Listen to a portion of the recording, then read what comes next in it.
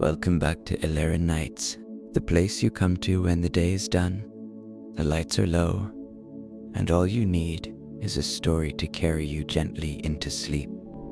If you're new here, we're so glad you found us. Get comfortable, pull the blanket up.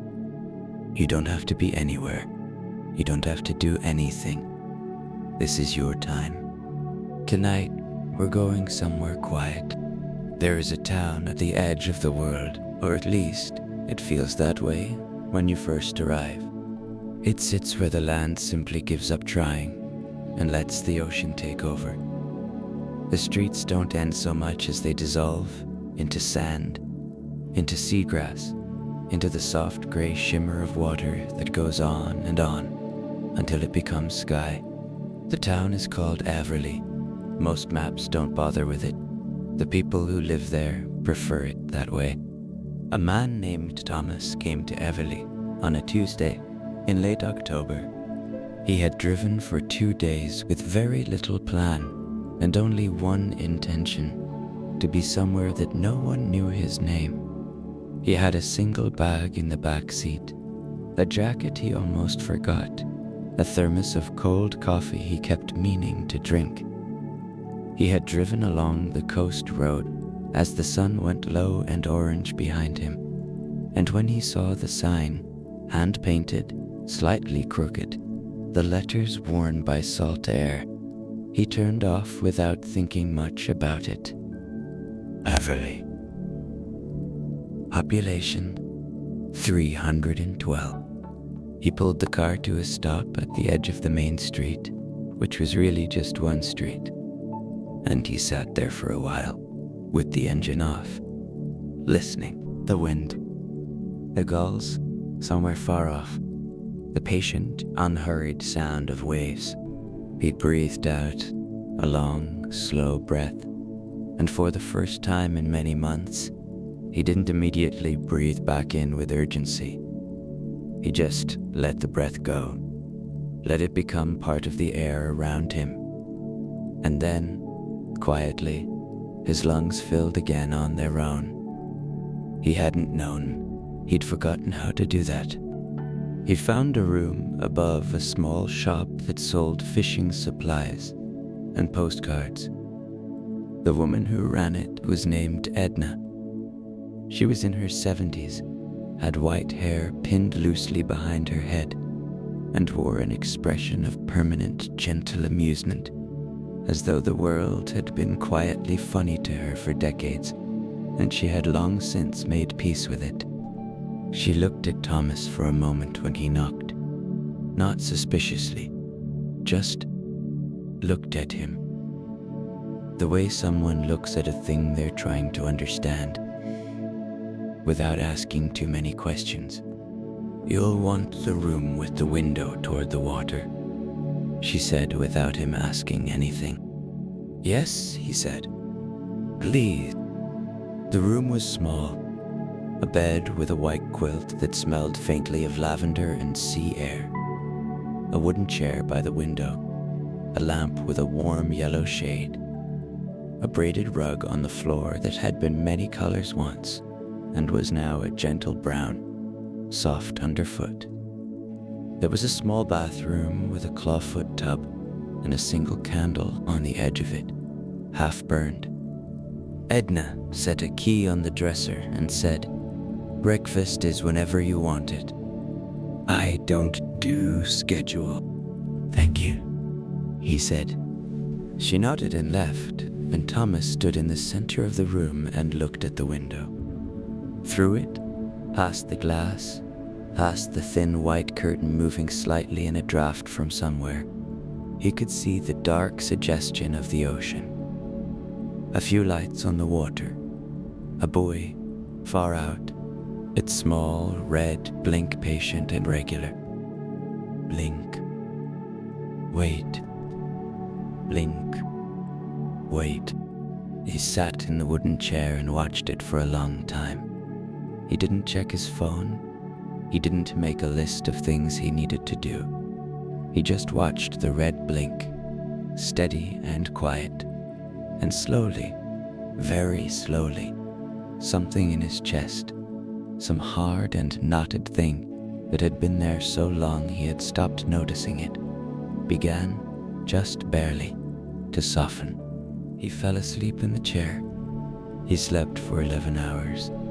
In the morning, the town revealed itself slowly, the way shy things do. Thomas walked down to the water before breakfast.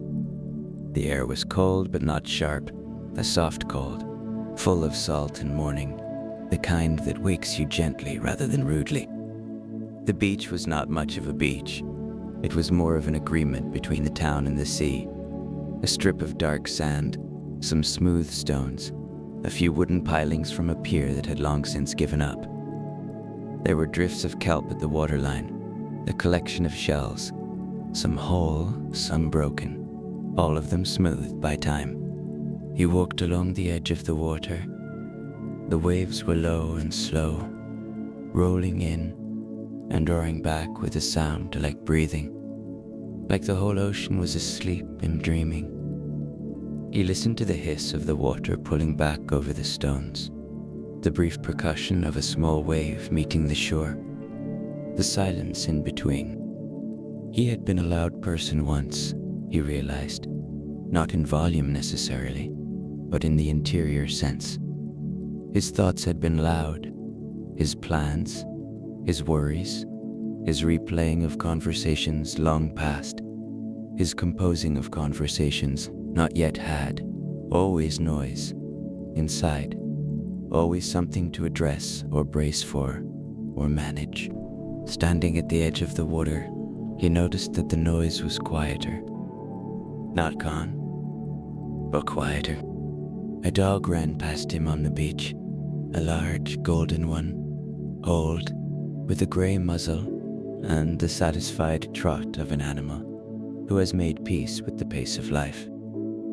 It glanced at Thomas with a look of deep, uncomplicated friendliness, and then continued on its important business down the shore. Thomas smiled. The first smile in, he couldn't remember how long. He fell into the rhythm of Everly the way a small stone falls into a slow river, without fanfare, without resistance. He ate breakfast in Edna's kitchen, eggs and toast and tea, always tea. She did not own a coffee maker as far as he could tell, and he found he didn't mind. He walked the beach each morning. He spent afternoons in the wooden chair by his window, or on the single bench outside the fishing shop, watching the street. Sometimes he walked the length of the town, which took about 12 minutes at an easy pace. He found a small library, unstaffed on Tuesdays, where you were trusted to take a book and return it whenever you liked. He found a bakery that was only open from 7 until 10, after which the baker, a quiet man named George, could be seen walking his bicycle home with the unhurried air of a man who had accomplished everything necessary. He found a cafe that smelled of wood smoke and cinnamon and served soup in large ceramic bowls. Always the same soup, whatever was made that day. No menu, no questions asked. He did not talk to many people, but he was not lonely. This surprised him. He had been lonely in the city, surrounded by hundreds of thousands of people. Here, with 300, in the comfortable distance of a nod and a morning hello, he felt somehow less alone. He thought about this one evening, sitting by the window with one of the library books open but unread in his lap. He watched the water turn from silver to grey to a deep, dark blue as the light failed. He listened to the waves, and he thought, maybe loneliness is not about the number of people around you. Maybe it is about whether you feel legible to yourself, whether you can sit in your own company and find it bearable. For a long time, he had not been able to do that, but here, in this small room, with the sound of the sea just outside, he was beginning to find it not easy exactly, but possible. The way a word you've forgotten comes back to you, not when you strain for it, but when you let it go. On his 5th day, it rained. He had been wondering when it would. There was something about Averley that suggested it was a place that knew rain well. The dark wood of the buildings, slightly weathered, the careful awnings over every shop, the wide eaves on every house, as though they had long ago decided to simply make room for the rain rather than fight it.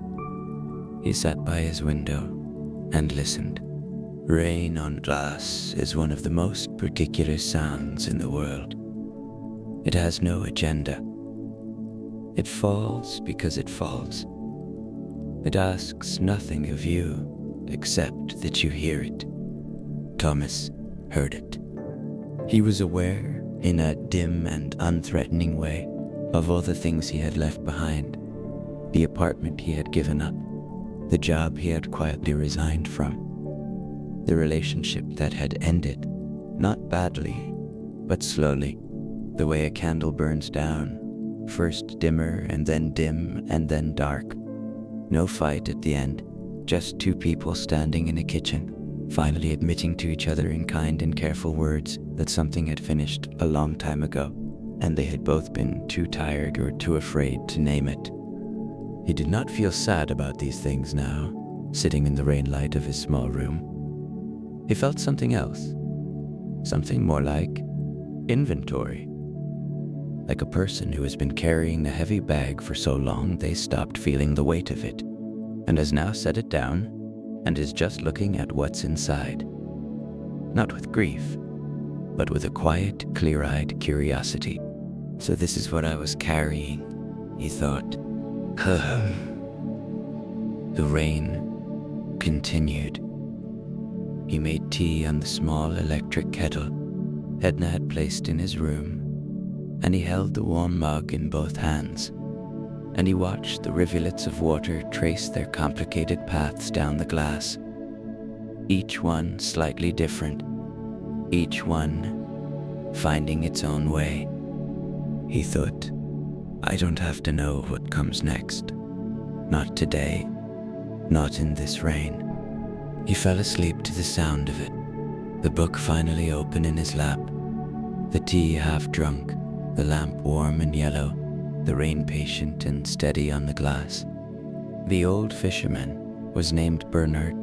Thomas met him at the end of the shorter of the town's two small docks, the one that jutted out about 30 feet over the water and held, at its end, a single iron bench placed there by someone with the excellent idea that people might want to sit close to the sea. Bernard was already on the bench when Thomas arrived. He was a man of perhaps 80, with a face so weathered it had become something magnificent, carved by decades of wind and salt into a landscape of its own. He had enormous hands, calm in his lap. He was not fishing.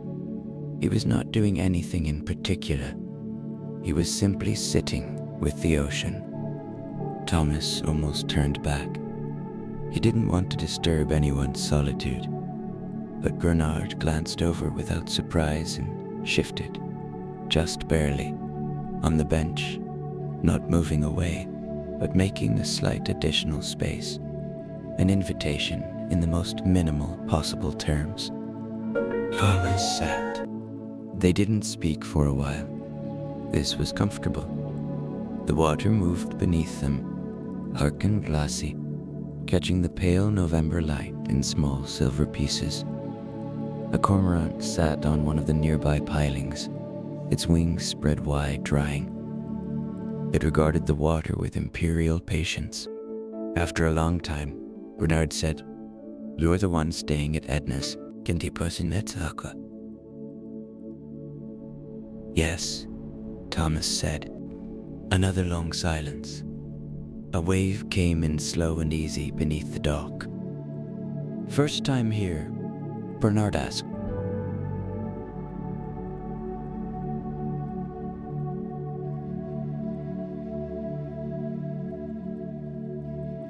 "Yes," Bernard nodded slowly, as though this confirmed something he had already suspected. He said nothing more for a while.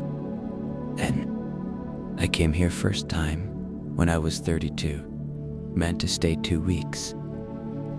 He paused, That was 48 years ago. Thomas looked at him. Bernard smiled, not quite facing him, looking out at the water. "The sea has a way," he said simply. He didn't explain what way. He seemed to feel it didn't require explanation. Thomas nodded. They sat for another half hour. The cormorant eventually lifted and flew low over the water, its wings barely clearing the surface, until it disappeared around the point.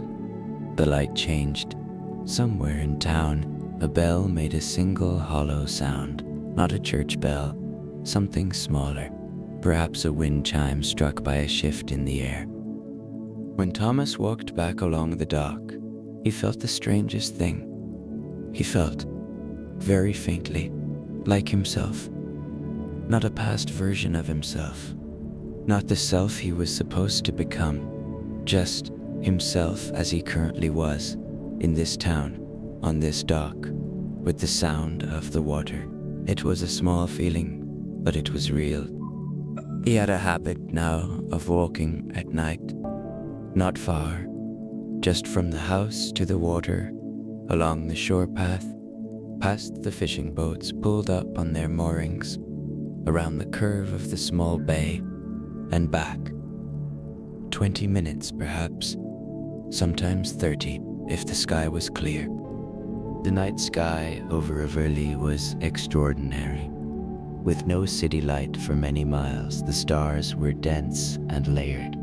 A whole architecture of light that you forgot existed when you lived somewhere bright. He had forgotten. He stood on the shore path and remembered. He picked out the few constellations he knew.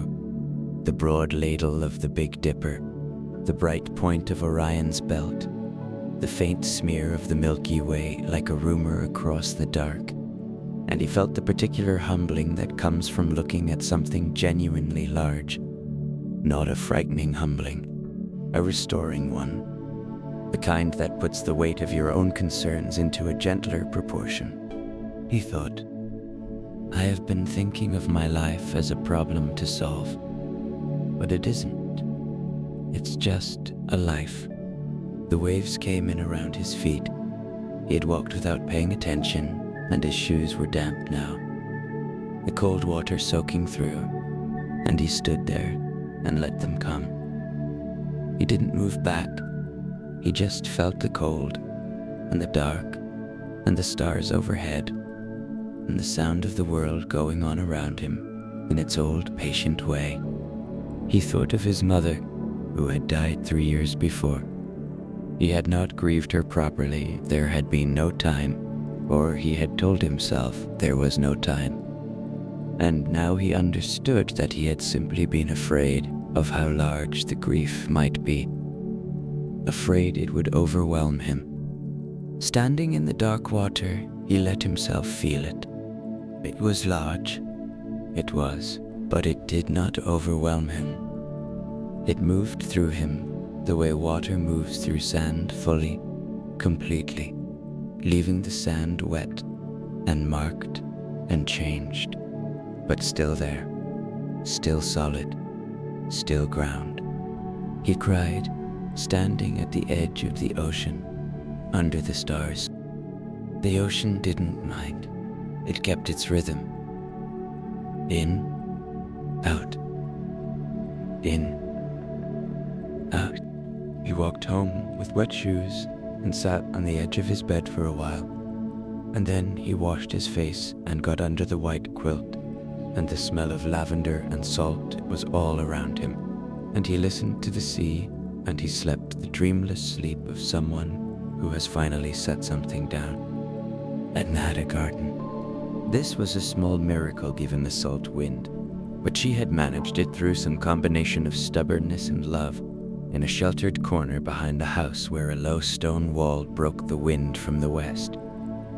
It was mostly in its late autumn state now, the last kale going leathery, the herbs cut back, the beds covered with dark mulch, but there were roses still. Somehow, their final blooms small and brave, and a pot of something low and green, and determined that Thomas did not know the name of. He found her there one morning, on her knees in the dark earth, doing something with her hands he couldn't quite see. "Come in," she said, without looking up. "There's a stool by the wall." He got the stool. He sat. He watched her work. She was loosening the soil around something, making room, he realized, for whatever wanted to come up in the spring. She worked without hurry, her large, capable hands moving through the dark earth with the ease of long practice. "You seem better," she said. Not a question. "I think I am," he said. "A little?" She nodded. "Still working." "I was in a bad way," he said. He hadn't meant to say this. It came out simply, the way true things do when you're not on guard. "Before I came here, I didn't know how bad until I stopped." Edna was quiet for a moment, then she said, "The sea's good for that. Puts you back in your right size." He thought about this. "My right size," he said. "You city people," she said, with great affection and not even the suggestion of a criticism. "You get the wrong idea of your own size. The world makes you too big or too small. Never just the right size." She patted the earth flat around whatever she'd been tending. "The sea doesn't do that," she said. "It's just honest. It's been here longer than everything.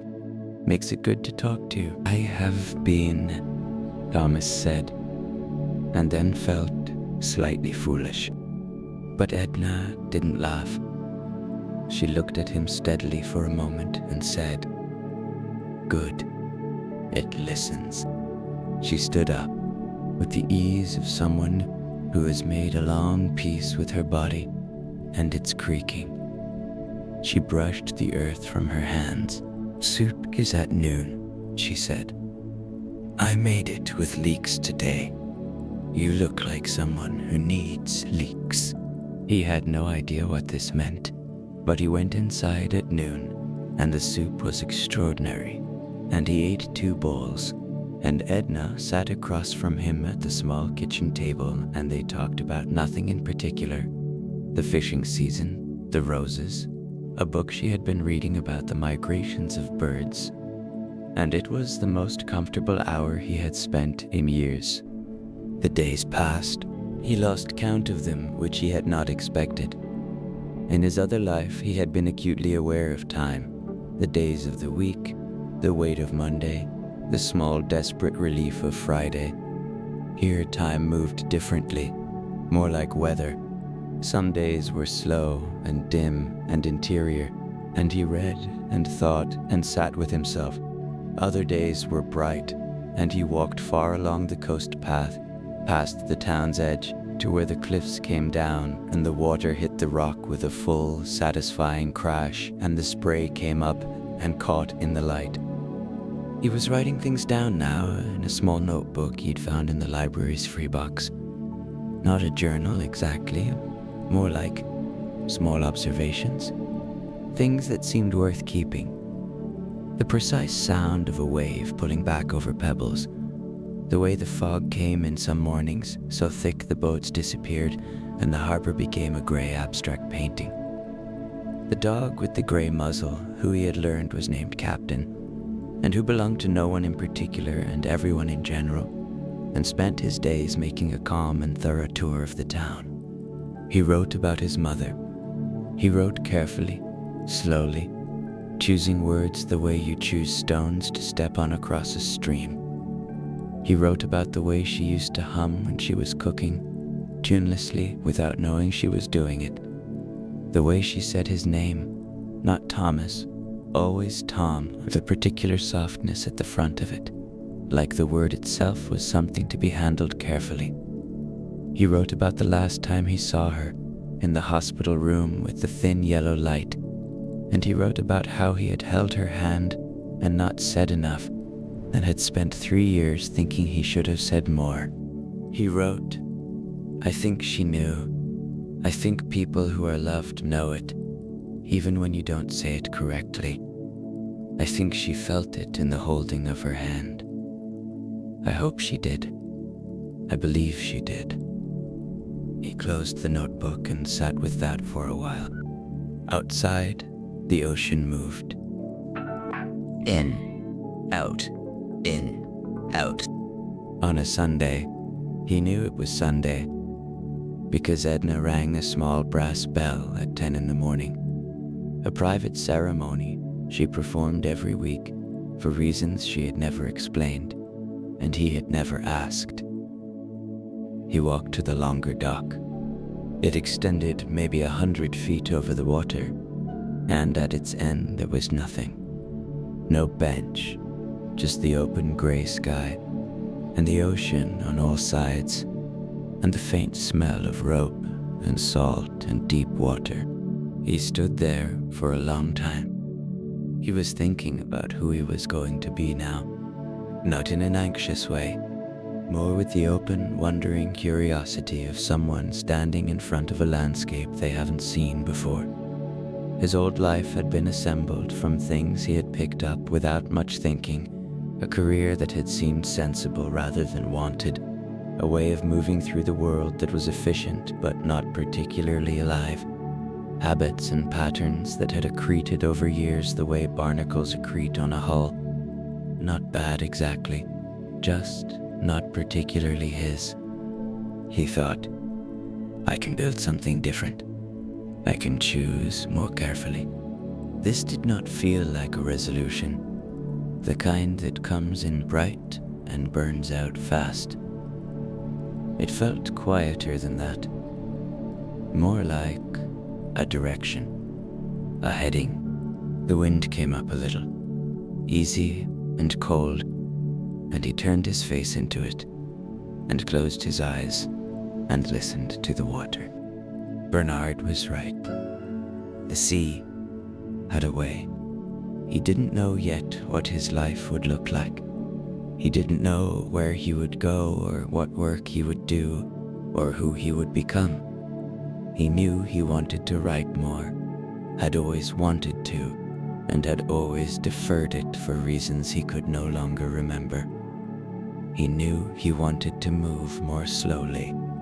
He knew he wanted to make time for the things that asked to be paid attention to, the sound of rain on glass, the particular quality of late afternoon light, the way a good conversation could feel like warmth.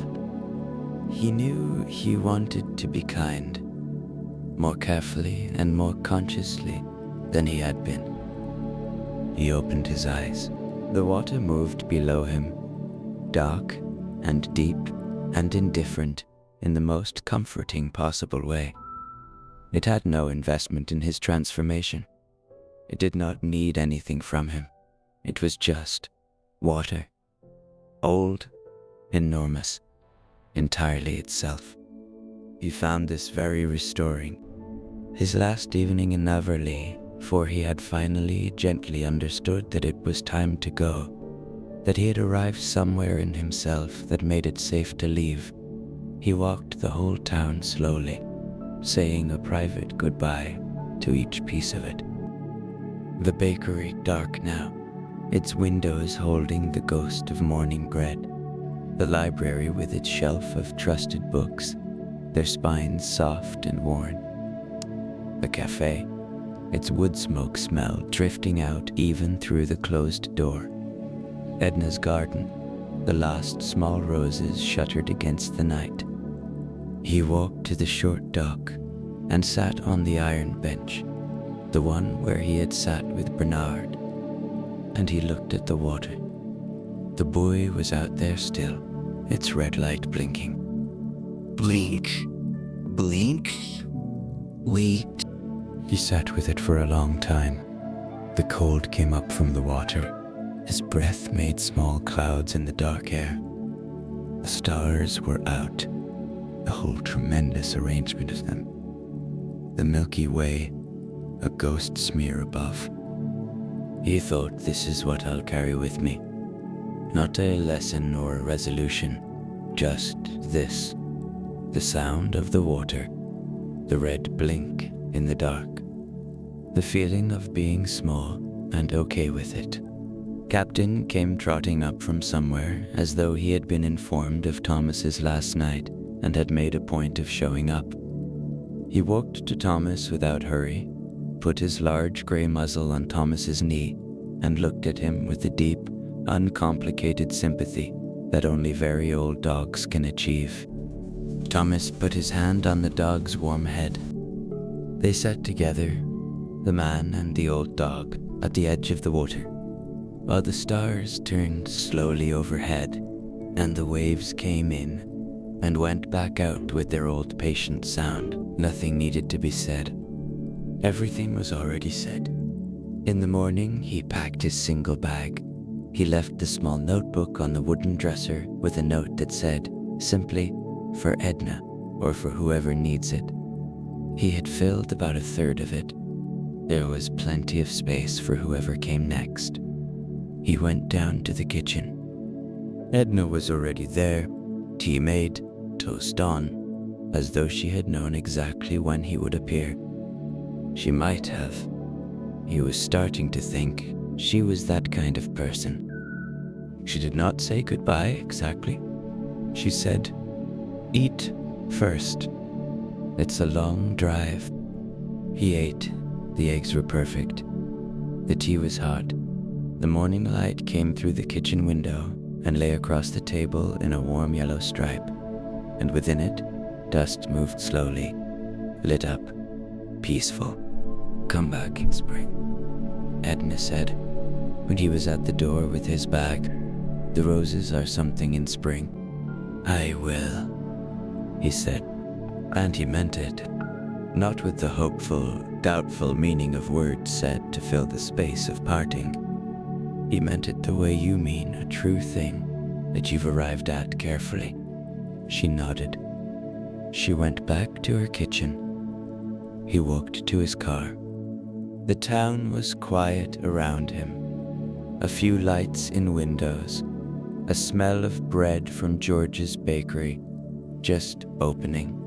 The sound of the sea as it had been every hour he'd been here, steady and present and undramatic. He put his bag in the back seat. He stood for a moment with his hand on the door and listened. In, out, in, out. He got in the car. He sat for a moment. Then he breathed out a long, slow breath, the way he had breathed on the first night here, letting it go completely before his lungs filled again on their own. He drove out of Overley along the coast road, and in the rearview mirror, the town shrank and then disappeared round a curve, and the ocean was with him still.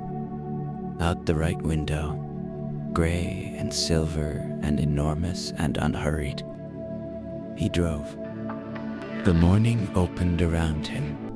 He felt, in a way he hadn't felt in years, perhaps in the way he was always meant to feel, when the noise was quiet enough to hear it entirely, simply, and peacefully alive. And now you can rest. Let the story go.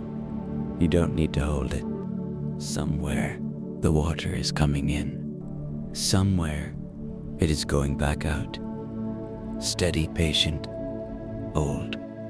It doesn't need you to do anything. They do. Just breathe. In and out. In and out.